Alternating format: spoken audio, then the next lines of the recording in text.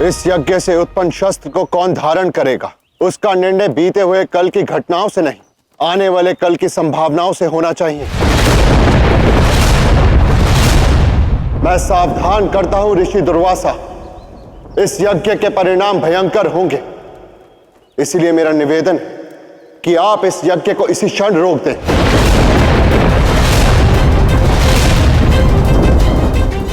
गुरुदेव,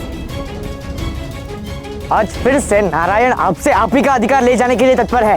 क्या आप ऐसा अन्याय होने देंगे गुरुदेव? पूर्व में भी विष्णु ने ही आपकी माता की हत्या की थी। नहीं, कदापि नहीं। मैंने आपसे कहा था ऋषिवर कि असुरों के साथ सदैव अन्याय होता आया है और होता रहेगा। अभी जैसे इन्हें पता चला कि इस यज्ञ से शस्त्र असुरों के पास जाने वाले हैं, तो प्रकट हो गए विष्णु, जिनको इस यज्ञ की रक्षा करनी चाहिए, वही रोकने आ गए इस यज्ञ को। ये बात देव और असुरों के लाभ की नहीं उशाना, इस यज्ञ के परिणाम सृष्टि के लिए विकराल होने वाले हैं। इस संसार का संचालक होने के नाते असंतुलन को रोकना मेरा कर्तव्य है।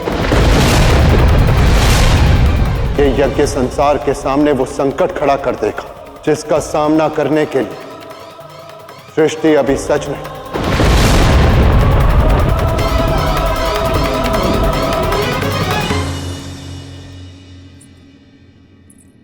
ऋषि उशाना भी उस शस्त्र को पाने की कामना से उस यज्ञ में पहुंचे, अंधक भी उन्हीं के साथ।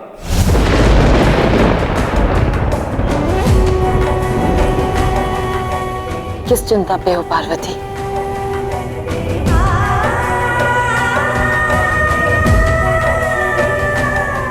समझ नहीं पा रही हूँ देवी, सदा समय की चौसर पर मेरी ममता ही दांव पर क्यों लग जाती है। मैंने अंधक को भेजा ताकि वो शिक्षा ग्रहण कर सके, किंतु वो ऋषि दुर्वासा के पास पहुंच गया और अब मैं भयभीत हूं कि कहीं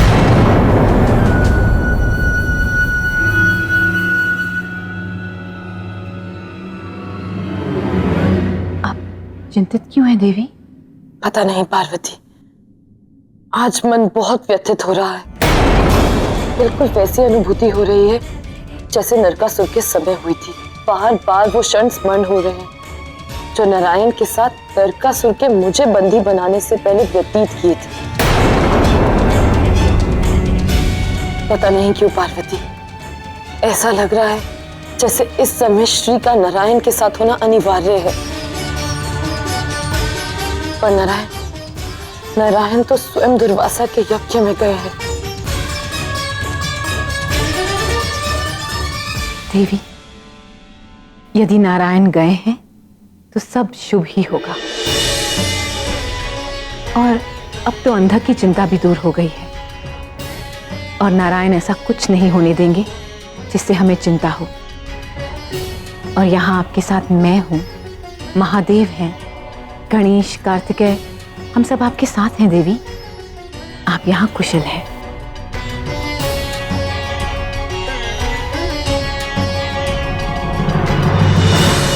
आशा है कि नारायण शीघ्र अतिशीघ्र इस यज्ञ से उत्पन्न संकट का निवारण कर लेंगे। मैं नहीं चाहती कि किसी भी प्रकार अंधक ऋषि दुर्वासा के क्रोध का कारण बने।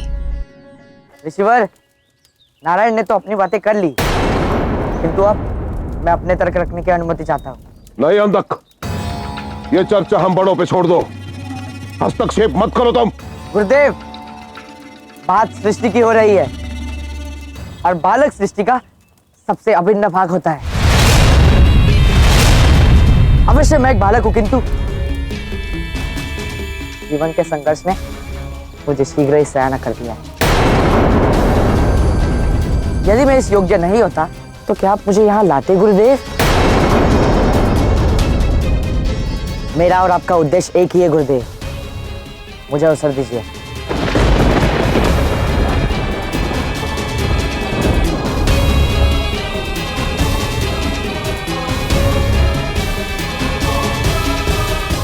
यदि इस यज्ञ की ऊर्जा से उत्पन्न होने वाली शक्ति देवताओं को दी गई तो ये तो ऐसा ही होगा कि धनी को और समृद्ध कर दिया और निर्धन को भूखा मरने के लिए छोड़ दिया। और आप जैसे महान ऋषि पर ऐसे अन्याय का लांछन लगना शुभ नहीं होगा ऋषिवर। इसलिए मेरा प्रस्ताव सुनिए। यदि आप ये शस्त्र असुरों को सौंपते हैं तो बदले में आप बहुत कुछ पाएंगे ऋषिवर। असुरों के पास बल की शक्ति होगी और आपके पास ज्ञान।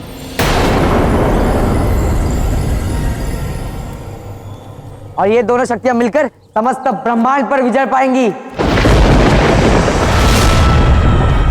और आप होंगे तीनों लोकों में सर्वशक्तिशाली।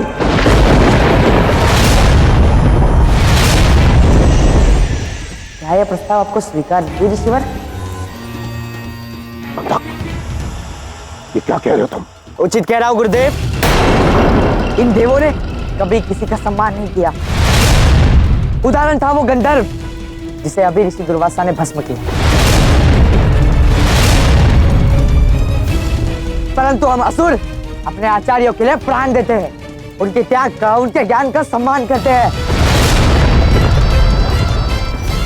इसलिए कहता हूं ऋषिवर, आप हमारे पक्ष में होंगे तो लाभ आपका अधिक है। क्या मिलेगा ये तप करने से, त्याग करने से? संसार पर राज कीजिए। ब्रह्मा, विष्णु, महेश तीनों आपके सामने अपना शीश झुकाएंगे। और बस मूर्ख बालक, बस।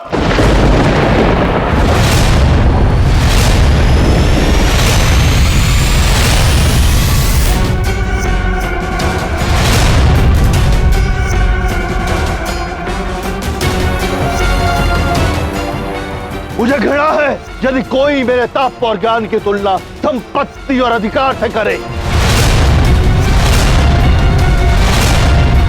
तुमने मुझे रुष्ट किया है और अब तुम्हें मेरे कोप से कोई नहीं बचा सकता।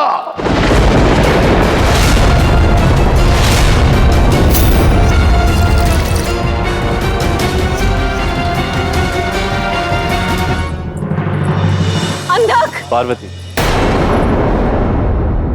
कहाँ जा रही हो? विचलित क्यों? विचलित इसलिए हूं देव क्योंकि मेरा भय साकार होने जा रहा है। मेरा पुत्र अंधक ऋषि दुर्वासा के क्रोध का लक्ष्य बनने जा रहा है। मैं अपने ही पुत्र का नाश नहीं देख सकती देव, वो तो अभी बालक है। किंतु अंधक के कर्म बालक योग्य नहीं है पार्वती। मैं ये आपसे गणेश के प्रकरण के समय भी कह चुकी हूँ देव। बालक यदि हट करे तो उसे समझाया जाता है, उसे मृत्यु दंड नहीं दिया जाता देव। मैं माता हूं उसकी, मुझे जाना होगा। यदि ऐसा है तो ऋषि दुर्वासा के पास मैं जाऊंगा।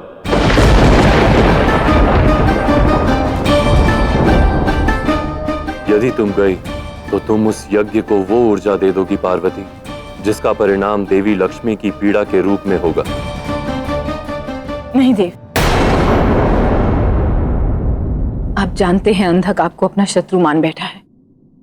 कहीं ऐसा ना हो कि आपके जाने से बात संभलने की जगह बिगड़ जाए।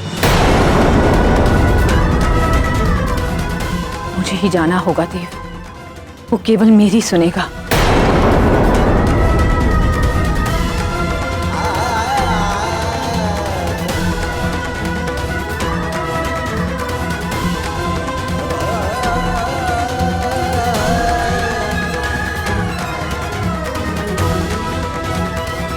तुमने सोचा कि तुम मुझे लालच दोगे और मेरे मन में लोभ उत्पन्न हो जाएगा।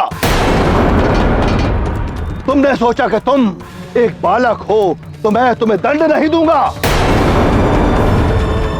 बालक वो होता है जिसका मन निश्चल हो, जिसमें सरलता हो, जिसके भाव निर्मल हो। किंतु तुम्हारी वाणी और भाव से प्रत्यक्ष हो चुका है कि तुम मलिन हो, कुटिल हो और तुम्हारे विचार विनाशक हैं। अपराधी हो तुम और तुम्हें इसका दंड अवश्य भुगतना होगा। मैं महर्षि दुर्वासा अपने तप के संचित बल से तुम्हें श्राप देता हूं कि तुम रुकिए ऋषिवर।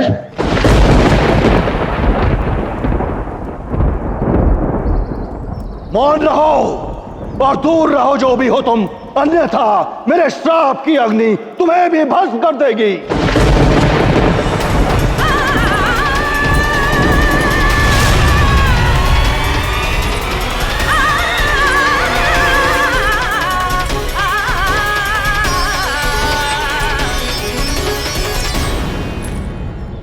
अपने पुत्र के रक्षण के लिए मुझे भस्म होना भी स्वीकार है।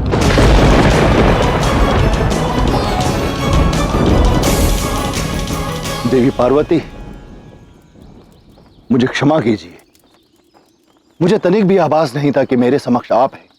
जी ऋषिवर, मैं स्वयं यहाँ उपस्थित हुई हूँ आज ये बताने के लिए कि अंधक मेरा पुत्र है।